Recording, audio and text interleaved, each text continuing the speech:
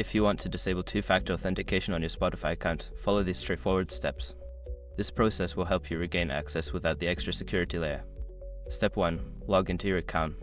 Visit the Spotify website and log into your account using your username and password. Make sure you are using a device that you have previously used to access your account. Step 2. Go to Account Settings. Once logged in, navigate to your account settings.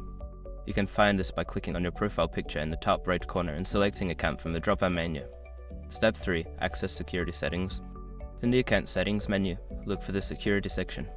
This is where you can manage your two-factor authentication settings. Step 4. Disable two-factor authentication. Find the option for two-factor authentication. There should be a toggle or checkbox that allows you to disable this feature. Click on it to turn off two-factor authentication. Step 5. Confirm changes. After disabling the feature, you may be prompted to confirm your decision.